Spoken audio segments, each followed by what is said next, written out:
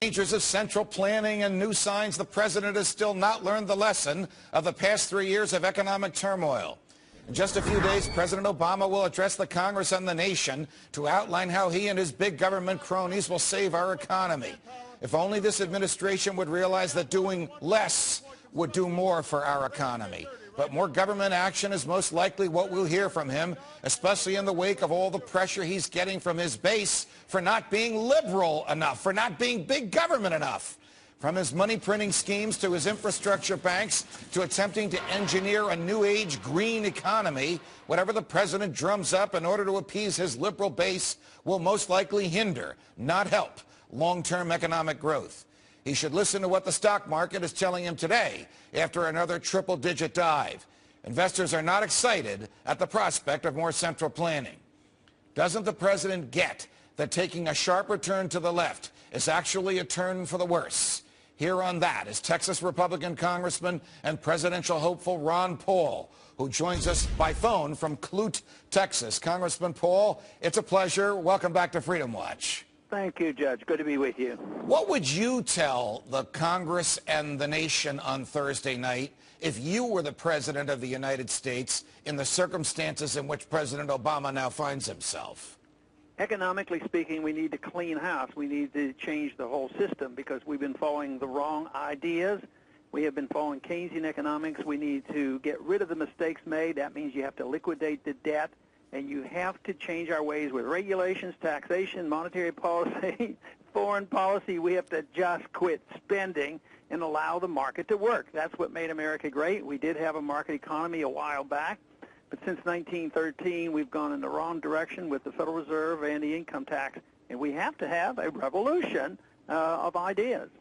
We certainly need a revolution in people's thinking. The idea that the government can solve all our problems, the idea that the government can save us from Mother Nature when we have these hurricanes, the idea that the government can just print its way into prosperity, which has been ingrained into Americans for 100 years, and which you have labored so mightily to get Americans finally to talk about and to re-examine, is something that would have to come about, I would think, before members of Congress, a majority of members of Congress, would agree with you. Well, you know, I think it goes back, and you talk about a lot of the basic concept of rights. Where do we get our rights, and what do rights mean?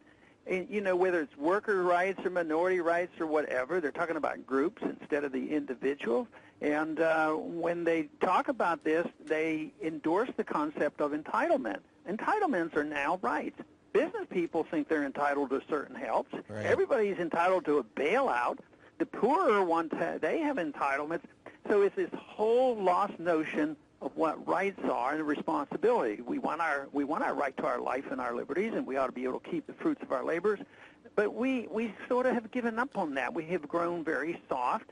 But unfortunately, you know, we did well by borrowing and printing money, but we're at the end of the road there, and people will have to make a decision on whether they want liberty back or whether they want to just drift further into a totalitarian state. Well, what happens on Thursday night when the president, probably with a little sweetener here and a little sweetener there, basically says he wants to borrow another $1 trillion and spend it on jobs, make work to get people back to work, P.S. before Election Day?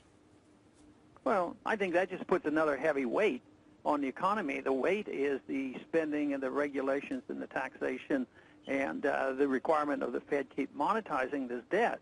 So he puts another weight on the economy, and it won't do any good. It's going to just bring down the economy more so because they haven't changed their tune. They have to change their ideas about how an economy grows. How are you feeling? You got another Republican debate coming up Wednesday of this week, tomorrow night. There's one about 2 weeks later on Fox. How's Ron Paul doing in these debates? Well, I think pretty good. I mean, when I consider what was happening, you know, even 4 years ago or 10 years ago or 15 years ago, there weren't very many of us. And now, wherever I go, the numbers keep growing, the enthusiasm there, we can raise the money.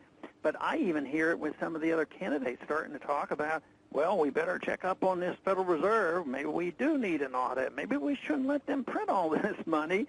And even hinting that maybe the foreign policy should be changed. So in that sense, I think we're winning in the battle for ideas. Even your opponents concede that you have dominated the debate for ideas. Congressman Paul, it's a pleasure. Sorry we had to do this by phone. We appreciate you chatting with us today. Judge, thank you.